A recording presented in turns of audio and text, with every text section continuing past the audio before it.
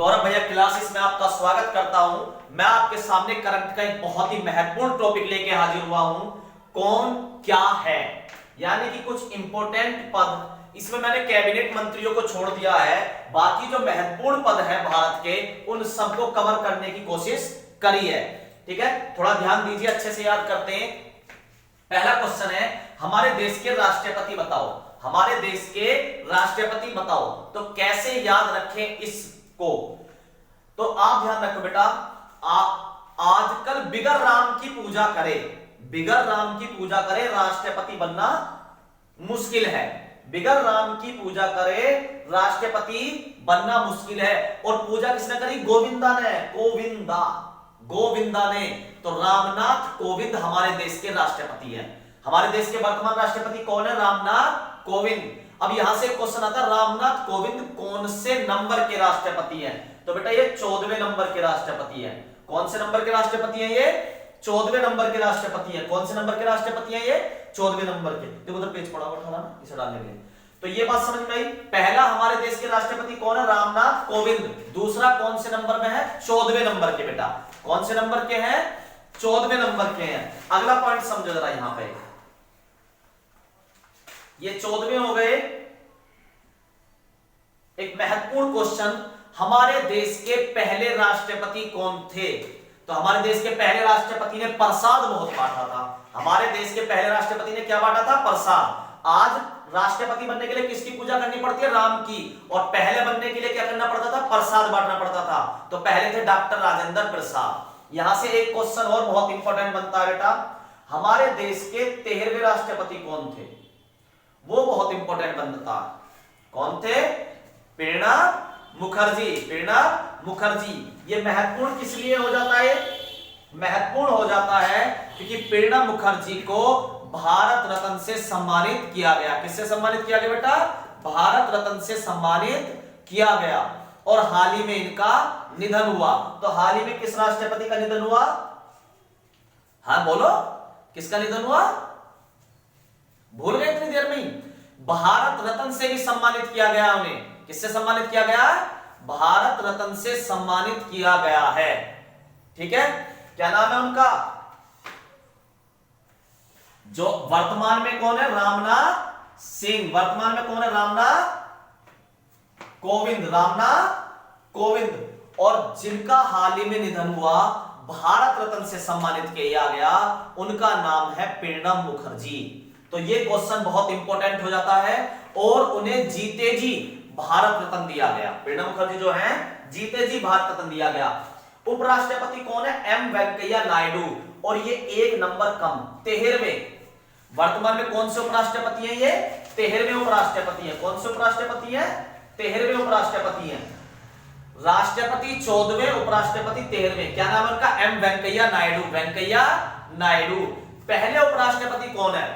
पहले उपराष्ट्रपति कौन है? डॉक्टर सर्वपल्ली राधाकृष्णन। डॉक्टर सर्वपल्ली राधाकृष्णन। अच्छा, डॉक्टर सर्वपल्ली राधाकृष्णन एक चीज के लिए और फेमस है बेटा।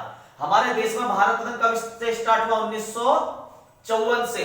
और वह भारत रत्न प्राप्त करने वाले पहले भारतीय नागरिक थे। यानी कि भारत की तरफ से पहला भारत रत्न किसको दिया गया?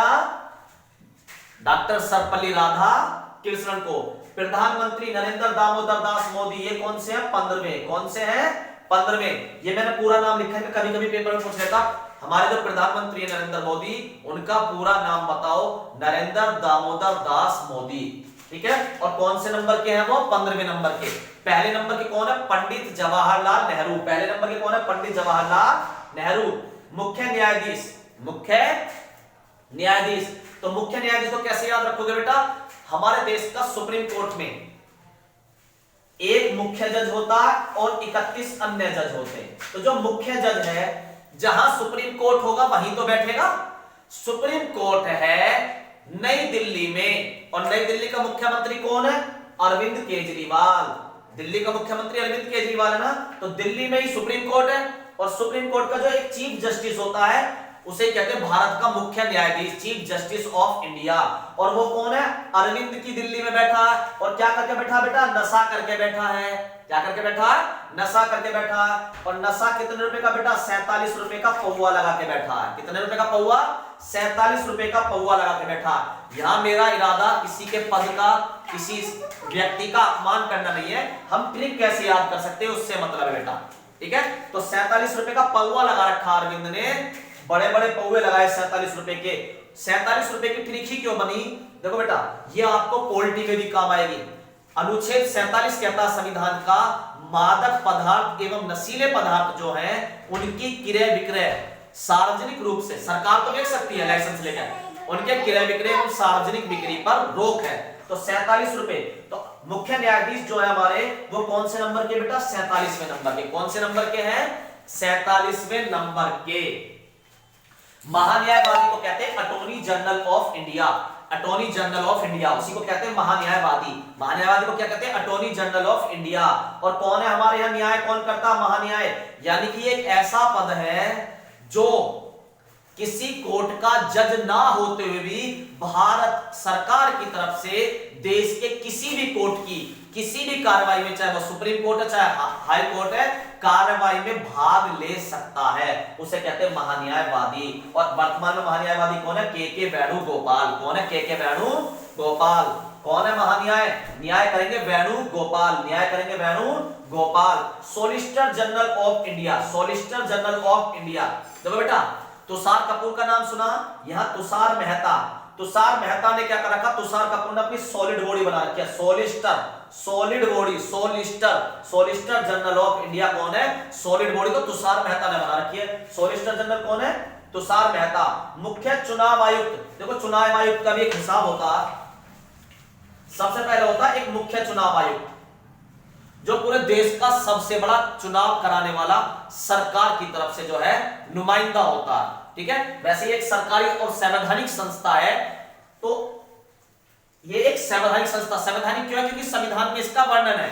एक चुनाव आयोग होगा जिसका मुख्य चुनाव आयोग कहलाएगा और वो देश के लिए चुनाव करवाएगा। इसके नीचे 2 होते हैं और फिर उसके नीचे 3 होते हैं। अगर ये चाहे तो स्टेट के लिए अलग से चुनाव, अपनी फैसिलिटी के लिए अलग से स्टेट वाइज भी चुनाव आयुक्त बना देते हैं, ठीक है। देखो बेटा, तो मुख्य चुनाव आयुक्त जो है, मुख्य चुनाव आयुक्त, आजकल चुनाव में ईवीएम का धांधला बहुत सुनने में आ रहा, ठीक है। उंगलियां उठ रही है ईवीएम पे, तो आप ये समझो ये क्या है? चुनाव में रोड़ा लगाने का काम कर रही है। ईवीएम जो है चुनाव में रोड़ा लगाने का काम कर रही है। तो मुख्य चुनाव आयुक्त कौन है? सुनील अरोड़ा। रोड़ा कौन लगा रहा? सुनील अरोड़ा। मुख्य चुनाव आयुक्त कौन है? सुनील अरोड़ा। और चुनाव में 23 रुपए खर्च हो रहे हैं या 23 मशीनों का प्रयोग कराया। कितने रोड़े डाले जा रहे हैं चुनाव में? 23। कितने रोड़े डाले गए चुनाव में? 23। तो ये जो मुख्य चुनाव आयुक्त हमारे कौन से नंबर के? 23वें नंबर के। कौन से नंबर के है बेटा? 23वें नंबर के। नियंत्रक एवं महालेखा परीक्षक। नियंत्रक एवं महालेखा परीक्षक कहते हैं CAG, जो भारत सरकार के विधि खातों का, जितने भी खाते हैं जो कानूनी तौर से हैं, उनकी जांच करता है। अब जांच करेगा तो बेटा जांच करने के बाद ये मुरमुरे बांटेगा। जांच करने के बाद क्या करेगा? मुरमुरे बांटेगा। आपने एक कहावत सुनी होगी, रिश्वत देना। जब ये जांच करेगा तो जांच में हो सकता है कुछ मिले, तो हो सकता है कोई इसे रिश्वत दे। तो आपने एक फ्रेज सुनी होगी, grease the palm. Grease the palm का मतलब क्या? रिश्वत देना।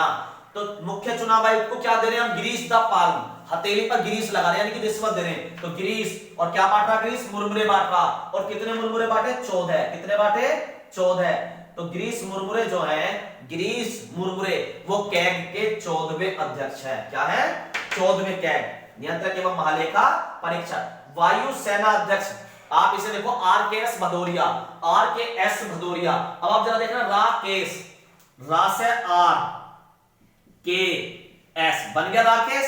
तो ये राकेश कोई नाम नहीं है, मैंने ट्रिक के लिए बना लिया। RKS भदौरिया। तो वायु सेना ने भद पिटवा दी। बेटा ये मैं कमेंट नहीं कर रहा सेना पे, क्षमा चाहता हूं पहले ही, लेकिन ये ट्रिक जरा देखो। मैं ऐसा क्यों कह रहा हूं? हमारे जो वायु सेना अध्यक्ष हैं, इन पे कुल 26 बम फोड़े गए। तो कौन से नंबर के ये? 26वें नंबर के। बल्कि जो थल सेना है, इसने 28 गोली चला दी। एक बताओ, आर के एस भदौरिया, तो आर के एस ने भद पिटवा दी, कुल बेचारे पर 26 ही बम फोड़े गए हवाई जहाज होने के बावजूद भी। आर के एस ने भद पिटवा दी, केवल 26 ही बम फोड़े गए। लेकिन जो हमारी थन सेना है, मुकंद नर बड़े, नर बड़े लड़ पड़े, नर बड़े नर बड़े, कितने बम फोड़ दिए? 28 फोड़ दिए। कितने फोड़ दिए? 28 फोड़ दिए। कितने फोड़ दिए? 28 फोड़ दिए बेटा। जो नौसेना अध्यक्ष है, नौसेना वाले अपने क्रम में वीर हैं, नौसेना वाले अपने क्रम में वीर हैं। कितने हैं अपने क्रम में? वीर। और इन्होंने कितने फोड़ दिए? 24। तो करमवीर सिंह, नौसेना, नौसेना जो समुद्र में चलती है वो अपने क्रम में वीर है, और 24 बम फोड़ दिए उन्होंने। 24वें नंबर के हैं। कौन से नंबर के? 24वें नंबर के। राज्यसभा के सभापति, देखो राज्यसभा के सभापति होते हैं जो वर्तमान के उपराष्ट्रपति होते हैं, और हमारे उपराष्ट्रपति कौन है? एम वेंकैया नायडू, 13वें नंबर के। तो वही राज्यसभा के सभापति का पद संभालते हैं। तो राज्यसभा के सभापति कौन हो गए? एम वेंकैया नायडू। और उपसभापति कौन है? आपने अमिताभ बच्चन के पिताजी का नाम सुना होगा, हरिवंश राय बच्चन। बस उसमें थोड़ा सा ही फेरबदल करना, अमिताभ बच्चन के पिताजी के नाम में थोड़ा सा ही फेरबदल करना है, और आपका आंसर निकल के आ जाएगा राज्यसभा के उपसभापति हरिवंश नारायण सिंह, हरिवंश नारायण सिंह। और लोकसभा अध्यक्ष, लोकसभा के अध्यक्ष कौन है? ओम बिरला। लोकसभा में जाएंगे क्या बोलेंगे? ओम। लोकसभा में जाएंगे तो क्या बोलेंगे? ओम। लोकसभा में जाएंगे तो क्या बोलेंगे? ओम। क्या बोलेंगे? ओम। और ये लोकसभा के 17वीं लोकसभा के अध्यक्ष हैं। कौन सी लोकसभा के? 17वीं। कौन सी? 17वीं लोकसभा के अध्यक्ष है। नेता विपक्ष राज्यसभा, देखो बेटा ये क्वेश्चन सबसे इंपॉर्टेंट है। क्यों है? क्योंकि ये वर्तमान में ही अपने पद से मुक्त हुए हैं। ठीक है, तो हाल ही में कौन राज्यसभा के जो नेता विपक्ष थे जो हाल ही में अपने पद से मुक्त हुए हैं? तो कौन थे बेटा? गुलाम नबी आजाद। ये गुलामी से मुक्त हो गए। आप इसे ऐसे ट्रिक बना के याद कर सकते हो। राज्यसभा में क्या थे ये? विपक्ष के नेता, गुलाम थे बेचारे, अब गुलामी से क्या हो गए? आजाद। पद से क्या हो गए? आजाद हो गए। नेता सत्ता, जो सत्ता का नेता होता है उसके पास होती है पावर। जो नेता का सत्ता होता है, राज्यसभा में जो नेता है सत्ता की तरफ से, उसके पास क्या है? पावर। और पावर की जगह क्या करना? बस थावर, थावर चंद गहलोत। पावर, पावर किसके पास है? नेता के पास। किसके? सत्ता के नेता के पास। कौन से? राज्यसभा वाले के। और वही क्या है? थावर, पावर, थावर, थावर चंद गहलोत।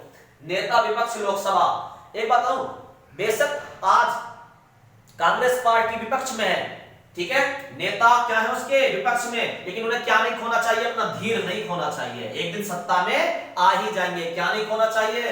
धीर नहीं खोना चाहिए। अधीर, धीर नहीं खोना चाहिए। अधीर रंजन चौधरी, अधीर रंजन चौधरी।